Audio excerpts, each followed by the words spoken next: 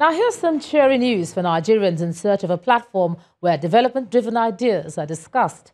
Channels Television is teaming up with Deutsche Welle to create 77%, a town hall program set up to encourage conversations focused on the development of Nigeria and the African continent. Very proud of this cooperation that brings together two institutions that are similar because both are focused on news and we know that we will have this partnership for a very long time, and now that we are in Benin City with this special event of the 77% panel discussion, we know that we go to the public and not only on the show.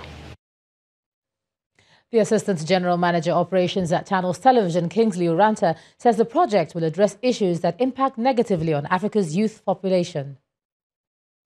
It's been a teamwork between Channels Television and DW.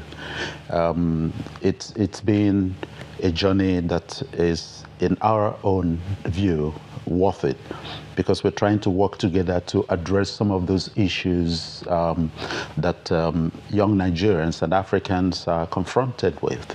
You know, issue of migration, the issue of job, issue of trafficking.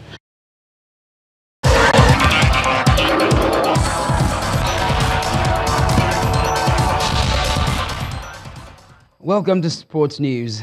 Canelo Alvarez has signed a 5-year, 11-fight deal worth a minimum of $365 million with streaming platform DAZN. Alvarez's deal is the richest athlete contract in sports history, eclipsing the 13-year, $325 million agreement that New York Yankees slugger Giancarlo Stanton signed in 2014 when he was with the Miami Marlins. His record-breaking deal will commence with his move up to the super middleweight to challenge Rocky Fielding on December the 15th at Madison Square Garden in New York. And still in boxing, Derek Chisora has named former rival David Haye as his new manager.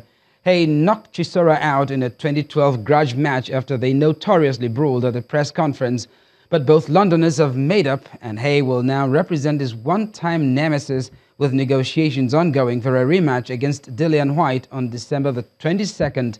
Chisora is now 34, but in his most recent fight against Carlos Takam in July, he enjoyed a career-best moment with a come-from-behind knockout win. Now to football. Super Falcons coach Thomas Danaby has invited 48 players for the first phase of camping ahead of next month's 11th Women's Africa Cup of Nations taking place in Ghana. The list comprises 29 home-based players and 19 foreign-based professionals. Azizat Oshuala, Desire Oparanozie, Glory Ogbonna, Chiamaka Nadozie, Alaba Jonathan, Tochukwu Olwehi, Joy Jegede, Oneme Ebi, Halimat Ainde, Osara Noma Igbinovia, and Francisco Odega are some of the players invited. All invited players are expected to report to camp on Thursday, October the 18th in Ekpe. And that's it on Sports News. It's back to Ijoma with the rest of the news at 10.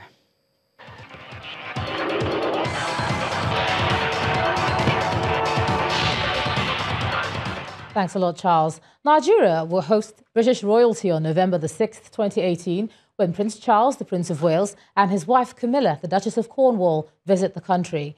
The visit, which is part of a 9-day tour to Africa, is at the request and on behalf of the British government and will also include the Gambia and Ghana. It'll be the second time in about 2 months that a leading UK figure will be in Nigeria after Prime Minister Theresa May visited the country. A statement from the British High Commission detailing the itinerary of the royal visitors says the Prince of Wales and the Duchess of Cornwall will be welcomed by President Muhammadu Buhari at the presidential villa. According to the statement, the royal couple will undertake a series of engagements in Abuja and Lagos during the 2-day visit.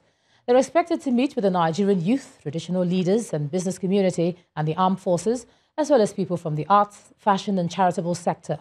The statement adds that the royal visit will highlight key themes in the two countries' relationship, including the importance of Commonwealth ties, youth opportunity, business, entrepreneurship, educating women and girls, among others. At least 19 people have been killed and dozens more wounded in an attack at a college in Russian-annexed Crimea. Initial reports said the unidentified explosive device detonated, but officials have confirmed all the victims died of gunshot wounds at the technical college. Russian investigators say an 18-year-old student was blamed for the attack and had killed himself. The alleged perpetrator of the college attack has been identified as Vladislav Roslakov. He's said to have opened fire on those in the building, and 40 people were injured in the attack. Moscow seized Crimea from Ukraine in 2014 in a widely criticized move. The annexation followed a disputed vote that was condemned by many Western powers. And the main news again. We told you that the senators were today involved in a heated argument over seat allocation after the Senate President, Dr. Bukola Saraki, declined request by Senator Godswill Akpabio to speak on the floor of the Red Chamber. The Federal Executive Council today announced the approval of $2.9 billion in Eurobonds and other securities in the international market to fund key capital projects in the 2018 budget.